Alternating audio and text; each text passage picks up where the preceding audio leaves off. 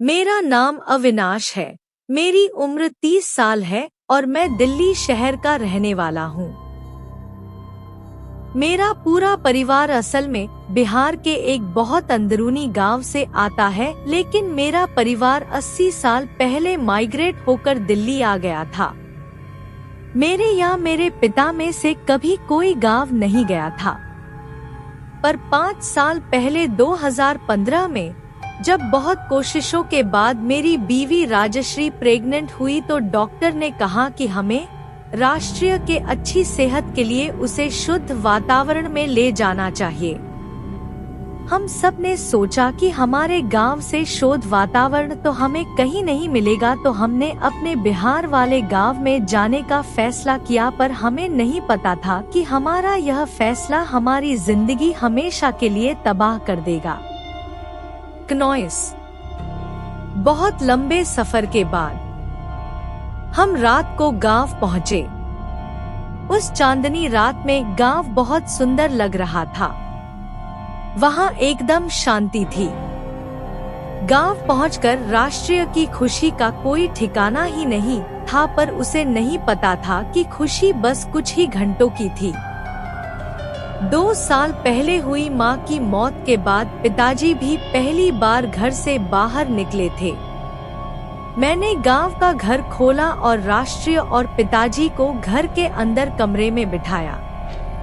मैं जैसे ही सामान लेकर कमरे में वापस आया तो मैंने देखा कि पापा सोफे पर बेहोश पड़े थे और उनका चेहरा सफेद पड़ गया था। मुझे समझ ही नहीं आया कि अचानक पापा को क्या हो गया है। राजश्री ने मुझे जल्दी से पापा को हॉस्पिटल लेकर जाने को कहा। हॉस्पिटल गांव से दूर शहर में था।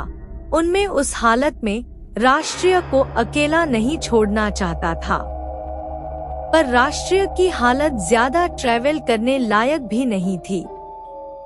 राशिनी ने मुझे हिम्मत दिखाई और पापा के साथ जाने को कहा। मैं पापा को गाड़ी में बिठाकर हॉस्पिटल चला गया। पापा पूरी रात हॉस्पिटल में ही भर्ती थे। दरअसल बीपी लो होने के कारण वो बेहोश हो गए थे और डॉक्टर ने उनको ग्लूकोज चढ़ाकर घर ले जाकर आराम करवाने को कहा। मैंने राष्ट्रीय को रात भर फोन करने की कोशिश की, पर उसने फोन ही नहीं उठाया। मैं अगले दोपहर पापा को लेकर जब घर गया हूँ तो जो मैंने देखा वो बेहद ही अजीब और डरावना था। मैंने देखा कि राजश्री कमरे के कोने में खड़ी है और दीवार की तरफ मुंह कर अपने नाखूनों से दीवार को नोच रही है। ये देखते ही मैं अंदर से कांप गया।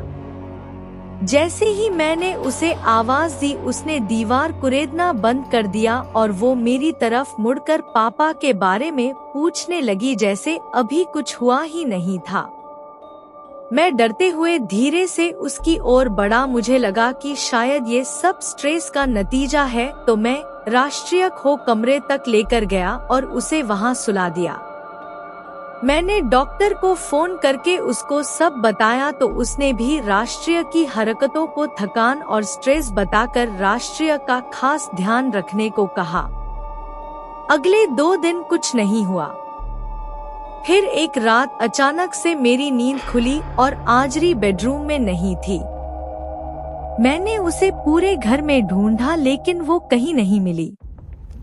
उसे ढूंढते ढूंढते जब मैं आंगन में पहुंचा तो मैंने जो देखा वो देखकर मेरे होश उड़ गए।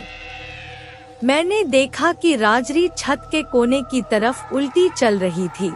वो साथ ही कुछ बड़बड़ा भी रही थी।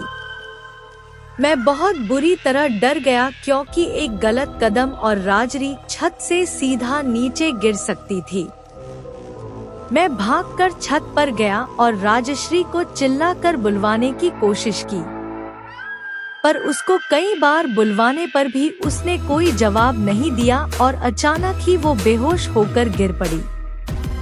मैं उसके पास गया तो मैंने देखा कि उसे कोई होश ही नहीं था कि उसके साथ क्या हो रहा है। तो काफी डरी हुई थी और रोते हुए एक ही चीज कहे जा रही थी। वो मुझे और हमारे बच्चे दोनों को लेने आई है। उसकी ये बात सुनते ही मेरे रोंगटे खड़े हो गए और मैं समझ गया था कि ये कान नहीं बल्कि किसी बुरे साए की वजह से हो रहा है। मुझे कुछ समझ नहीं आ रहा था, पर देखते ही देखते राष्ट्रीय का शरीर अब तकने लगा था। मेरे पास और कोई चारा नहीं था, इसलिए मैंने आंधी रात में ही गांव के सबसे बड़े पंडित को घर बुलवा लिया। मैंने राजश्री को बिस्तर पर लिटाया और पंडित जी का इंतजार करने लगा। उनके आने पर मैं उन्हें लेने बाहर गया और जब हम लोग कमरे में वापस आए तो राजश्री अपने बेड पर नहीं थी। हम फिर से पूरे घर में उसे ढूंढने की कोशिश करने लगे पर वो कहीं नहीं दिखी। मैं बेडरूम में वापस आया हूँ तो मेरी नजर हमारे कमरे की अलमारी के ऊपर गई और मेरा